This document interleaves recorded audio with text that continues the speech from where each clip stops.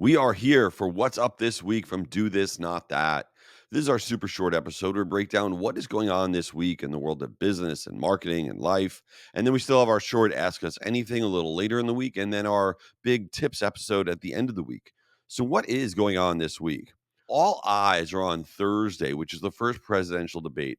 And the last thing I'm going to do is talk about politics. But in the terms of marketing, we're really looking to see what the impact is going to be. What is the impact going to be on Thursday, which is the day of the debate, and then what is the impact on Friday? I think a lot of marketers are not paying attention to what's going to happen to their overall performance. It has nothing to do if you are a news outlet. That's not what I'm talking about. It's about performance of your consumer, direct to consumer products you're promoting, your SaaS webinar that you're promoting, your newsletter that you're sending out, because there's going to be so much noise on Thursday and Friday surrounding this. And you really want to keep an eye on it. Why do you want to keep an eye on it? Because there's going to be a second debate, which is going to be in September 27th, which you're going to want to really think about if this has an impact on your marketing. And then July 15th through 18th is the Republican National Convention.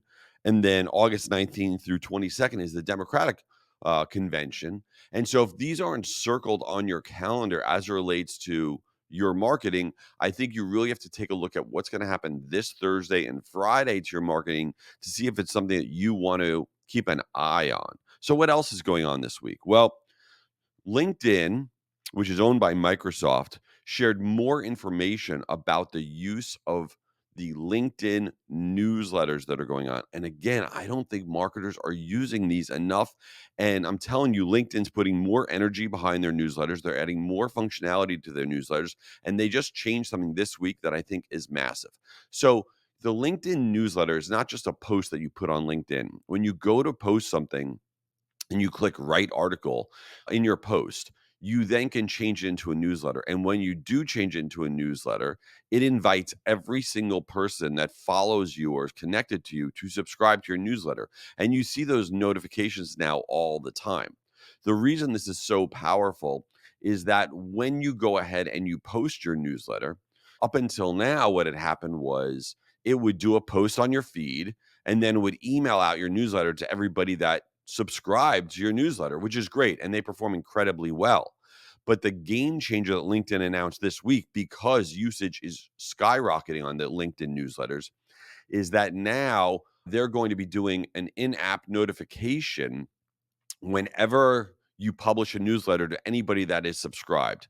And that is going to get readership to skyrocket on newsletters. So if you don't have a LinkedIn newsletter, now is the time to start.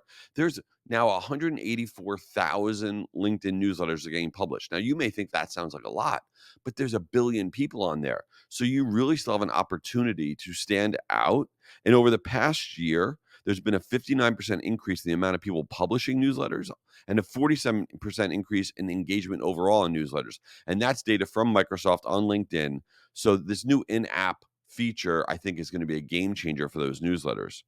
Some of the other things that we see this week or saw this week, which I half don't believe, is that Meta announced that they're really trying to say that Facebook, forget about Instagram, that Facebook is being used by young people, which I don't believe.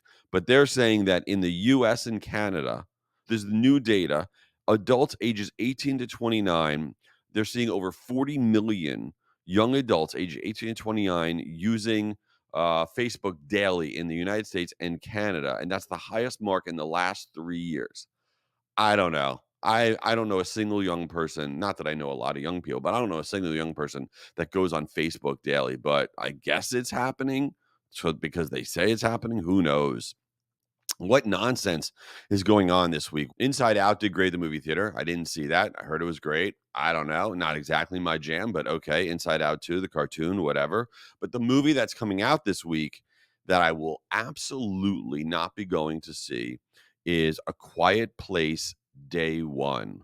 What is A Quiet Place Day One? If you remember, A Quiet Place, this is a prequel to the movies that had Emily Blunt and John Krasinski in it, right? Remember those A Quiet Place movies where Emily Blunt and John Krasinski are trying to raise their child in this like post-apocalyptic world that's inhabited by a blind extraterrestrial creature or creatures, right? And they have this crazy sense of like hearing, and it's a horror movie. And John Krasinski and Emily Blunt need to stay quiet the whole movie, and their kid needs to stay quiet the whole movie, or else this big monster is going to eat them and kill them and whatever.